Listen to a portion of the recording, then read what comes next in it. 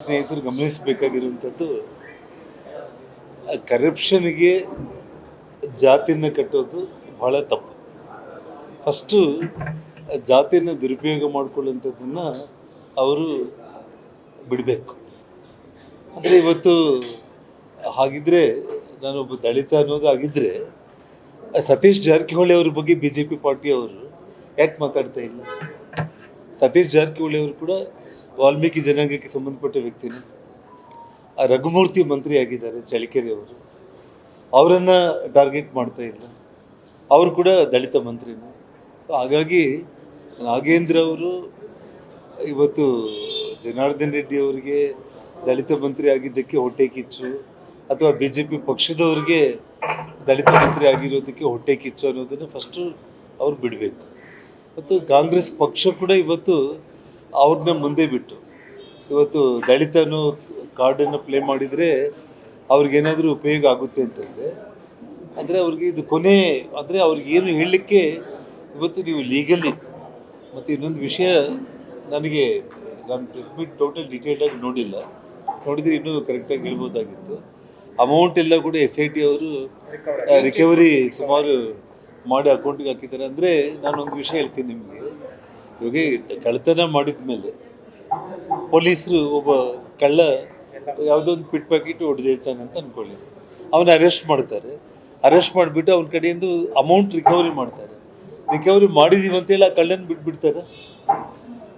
ಕಾನೂನಲ್ಲಿ ಆ ರೀತಿ ಅವಕಾಶ ಇದೆನಾ? ಅಂದರೆ SIT ಅಧಿಕಾರಿಗಳನ್ನು ಭಾಳ ದೊಡ್ಡ ಪ್ರಮಾಣದಲ್ಲಿ ಮೆಚ್ಚಿಕೊಂಡು ಅಮೌಂಟ್ ಎಲ್ಲ ರಿಕವರಿ ಮಾಡಿದ್ದಾರೆ. 800 ಅಕೌಂಟ್ಗಳಿಂದ ಅಮೌಂಟನ್ನು SIT ಅಧಿಕಾರಿಗಳು ರಿಕವರಿ ಮಾಡಿದ್ದಾರೆ. ಭಾಳ ಶ್ಲಾಘನೀಯ ಅಂತೇಳಿ ನಾಗೇಂದ್ರ ಅವರೇ ಹೇಳ್ತಾ ಇದ್ರು. ಅದಕ್ಕೆ ಅವ್ರ ಜೊತೆಯಲ್ಲಿ ತುಂಬ ಮೇಧಾವಿಗಳು ನಮ್ಮ ಕರ್ನಾಟಕ ರಾಜ್ಯದ ಲೀಗಲಲ್ಲಿ ನಂಬರ್ 1 ಪೊನ್ನಣ್ಣ ಅವರು ಕೂಡ ಅಲ್ಲೇ ಕೂತಿದ್ದಾರೆ. ನನಗೆ ಆಶ್ಚರ್ಯ ಆಗ್ತಾ ಇದೆ. ಅಂದರೆ 800 ಅಕೌಂಟ್ಗಳಿಗೆ ಹೆಂಗೆ ಹೋಯ್ತು, ಯಾಕೆ ಹೋಗಬೇಕಾಯಿತು? ಮತ್ತು ಇಡೀ ಚಾರ್ಜ್ ಶೀಟಲ್ಲಿ ತುಂಬ ಕ್ಲಿಯರಾಗಿ ಬಳ್ಳಾರಿ ಪಾರ್ಲಿಮೆಂಟು ಚುನಾವಣೆಗೆ ಆ ಹಣ ಯಾವ ರೀತಿ ದುರುಪಯೋಗ ಆಗಿದೆ, ಮತ್ತು ಬಳ್ಳಾರಿ ಭರತ್ ರೆಡ್ಡಿಗೆ ಇಷ್ಟು ಅಮೌಂಟ್ ಆಯಿತು, ಗಣೇಶ್ ಅವ್ರ ಹೆಸರುಗಳು ಬರ್ತಿದ್ದಾರೆ, ಅವ್ರ ಹೆಸರಲ್ಲಿ ಅವ್ರಿಗೆ ಎಷ್ಟೆಷ್ಟು ಅಮೌಂಟ್ ಕೊಟ್ಟಿದ್ದೀವಿ ಅಂಥೇಳಿ ಇಡೀ ಚಾರ್ಜ್ ಶೀಟಲ್ಲಿ ಇಡೀ ಪಾರ್ಲಿಮೆಂಟ್ ವ್ಯಾಪ್ತಿಗೆ ಬರೋ 10 ವಿಧಾನಸಭಾ ಕ್ಷೇತ್ರಗಳ ಶಾಸಕರುಗಳಿಗೆ MP ಎಲೆಕ್ಷನ್ಗೆ ಸಂಬಂಧ ಎಷ್ಟೆಷ್ಟು ಹಣ ಕೊಟ್ಟಿದ್ದಾರೆ ಅನ್ನೋದು ಡೀಟೇಲ್ಸ್ ಇದೆ.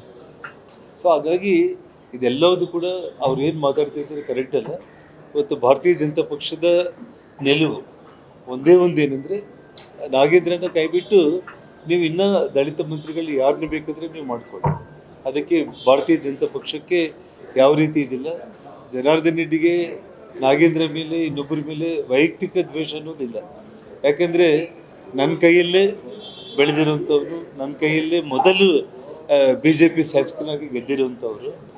ಅಷ್ಟೇ ಆಗಲಿ, ಇವತ್ತು ಯಾರು ಕೂಡ ಇದಕ್ಕೆ ಕರಪ್ಷನ್ಗೆ ದಲಿತ ಅನ್ನೋವಂಥ ಅಸ್ತ್ರ ಉಪಯೋಗಿಸಿದ್ರೆ ಏನಾದರೂ ಲಾಭ ಆಗ್ಬೋದು ಅಂತಂದರೆ, ಇವತ್ತು ಆ ಜನಾಂಗದ ವ್ಯಕ್ತಿಗಳೇ, ಆ ಜನಾಂಗದ ಸಾಮಾನ್ಯ ಜನರೇ ಇವತ್ತು ಅವ್ರನ್ನ ತಿರಸ್ಕಾರ ಮಾಡ್ತಾರೆ. ಅವ್ರ ಅಕೌಂಟಿಗೆ ₹1 ಕೂಡ ಬಂದಿಲ್ಲ, SIT ಕ್ಲೀನ್ ಚಿಟ್ ಸಿಕ್ಕಿದೆ. ಹಾಗಾಗಿ ನಾನು ಇದು ಮಾಡ್ತೀನಿ, ನಾನು ಅಪರಾಧಿ ಅಲ್ಲ, ಆರೋಪಿ ಅಷ್ಟೇ. ಭಾಳ ಜನ ಇದ್ದಾರೆ. ಎಲ್ಲರೂ ನಾವು ಆರೋಪಿಗಳಾಗಿರ್ಬೋದು, ಅಪರಾಧಿಗಳಾಗಿರ್ಬೋದು, ಇದೆಲ್ಲವೂ ವಿಷಯ ಅಲ್ಲ. ನಾನು ಹೇಳ್ತಾ ಇರುವಂಥದ್ದು ಇವಾಗ ಕೇಸು ಡೀಟೇಲ್ಸ್. ಇವಾಗ ಸನ್ಮಾನ್ಯ ಮುಖ್ಯಮಂತ್ರಿಗಳು DK ಶಿವಕುಮಾರ್ ಹೇಳ್ತಾ ಇದ್ರು, ನನ್ನ ಮೇಲೆ ಕೇಸಿಲ್ಲನ, ಕುಮಾರಸ್ವಾಮಿ ಅವ್ರ ಮೇಲೆ ಕೇಸಿಲ್ಲನ, BJP ಅವ್ರ ಮೇಲೆ ಎಷ್ಟು ಮೇಲೆ ಕೇಸಿಲ್ಲ ಅಂತಂದರೆ ನನ್ನ ಮೇಲೇನೂ ಕೇಸ್ಗಳಿದೆ, ಅದು ವಿಷಯ ಬೇರೆ. ಈ ಕೇಸ್ ನೇರವಾಗಿ ಸರ್ಕಾರದ ಖಜಾನೆಗೆ ಕೈ ಹಾಕಿ ಹಣ ತಗೊಂಡಿರುವಂಥದ್ದು, ಮತ್ತು ಯಾವುದು ಸರ್ಕಾರಕ್ಕೆ ಸಂಬಂಧ ಇಲ್ಲದೇ ಇರುವಂಥ 100, 800, 1000 ಅಕೌಂಟ್ಗಳಿಗೆ ಹಣ ಹೋಗಿರುವಂಥದ್ದು. ಸೊ ಯಾಕೆ ಆ ಹಣ ಹೋಗಬೇಕಾಗಿರೋದು ಯಾರಿಗೆ? ಒಬ್ಬ ವಾಲ್ಮೀಕಿ ಯುವಕನಿಗೆ ಕಾರ್ ತಗೊಳ್ತಾನೆ, ಲೋನ್ ಕೊಡಬೇಕು. ಅವನಿಗೇನಾದರೂ ಎಜುಕೇಷನ್ಗೆ ಸ್ಕಾಲರ್ಶಿಪ್ ಕೊಡಬೇಕು. ಭೂಮಿ ಇಲ್ಲದಿರುವಂಥ ವಾಲ್ಮೀಕಿ ಜನಾಂಗದ ಬಡ ರೈತರಿಗೆ 2 ಎಕರೆ ಜಮೀನು ತಗೊಳ್ಳೋದಕ್ಕೆ ಹಣ ಕೊಡಬೇಕು. ಒಂದು ಟ್ಯಾಕ್ಸಿ ಮಾಡ್ಕೊತಾರೆ, ಅದಕ್ಕೆ ಹಣ ಕೊಡಬೇಕು. ಅವ್ರಿಗೆ ಹೋಗಿದ್ರೆ ನಾವು ಸಂತೋಷ ಪಡ್ತಾ ಇದ್ದೀವಿ. ಆದರೆ ಇವತ್ತು ಹಣ ಹೋಗಿರೋದು ಯಾರ ಅಕೌಂಟ್ಗಳಿಗೆ? ಯಾವ ಗೋವಾಗೆ ಹೋಗಿದೆ, ಆಂಧ್ರಾಗೆ ಹೋಗಿದೆ, ಬಳ್ಳಾರಿಗೆ ಬಂದಿದೆ, ಗೋವಾಗೆ ಹೋಗಿದೆ. ಸೊ ಇದು ನಾನು ಮೊದಲಿಂದ ಹೇಳ್ತಾ ಇರೋದು, ನಾಗೇಂದ್ರ ಹೆಸರಿಗೆ ಮಾತ್ರ.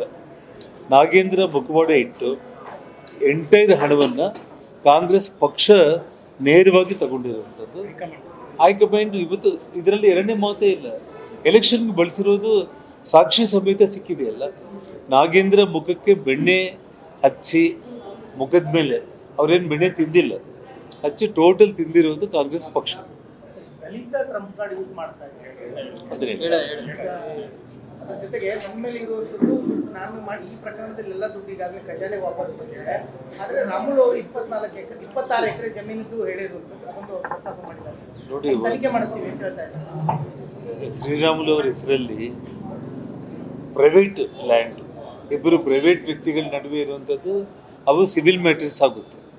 ಇವತ್ತು ಸರ್ಕಾರಿ ಜಮೀನೇನಾದರೂ ಕಬಳಿಸಿದರೆ ಅದನ್ನು ಮಾತಾಡಲಿ. ನೋಡಿ, ಅವರಿಗೆ ನಿಶ್ಶಕ್ತರಾಗ್ಬಿಟ್ಟು ಏನು ಮಾತಾಡಬೇಕಂತೇಳಿ ತೋರಿಸ್ತಾ ಇಲ್ಲ. ಶ್ರೀರಾಮುಲು ಅವ್ರ ಮೇಲೆ ಯಾವುದೇ ಒಂದು ಸರ್ಕಾರದ ವಿಚಾರದಲ್ಲಾಗಿರ್ಬೋದು, ಒಂದು ಕರಪ್ಷನ್ ಆಗಿರ್ಬೋದು, ಇನ್ನೊಂದು ಆಗಿರ್ಬೋದು, ಯಾವುದೂ ಇಲ್ಲ. ಮತ್ತು ಅವ್ರು ಹೇಳಿರೋಂಥ ಭೂಮಿ ವಿಚಾರ ಕೂಡ ಇಬ್ಬರು ಪ್ರೈವೇಟ್ ವ್ಯಕ್ತಿಗಳಿರುವಂಥ ಸಿವಿಲ್ ಮ್ಯಾಟರ್ನ ಇದನ್ನು ಹೇಳೋದಕ್ಕಿಲ್ಲ. ಗೌರ್ಮೆಂಟ್ ಲ್ಯಾಂಡ್ ಏನಾದರೂ ತಗೊಂಡಿದ್ರೆ ಬಂದು ರೆಕಾರ್ಡ್ ತೋರಿಸಿ ಮಾತಾಡುತ್ತೆ. ಆಲ್ರೆಡಿ ಲೋಕಾಯುಕ್ತಕ್ಕೆ ಇವ್ರು ಕಂಪ್ಲೇಂಟ್ ಕೊಟ್ಟು ಅದು ಕೋರ್ಟಲ್ಲಿ ಕೇಸ್ ನಡೀತಾ ಇದೆ.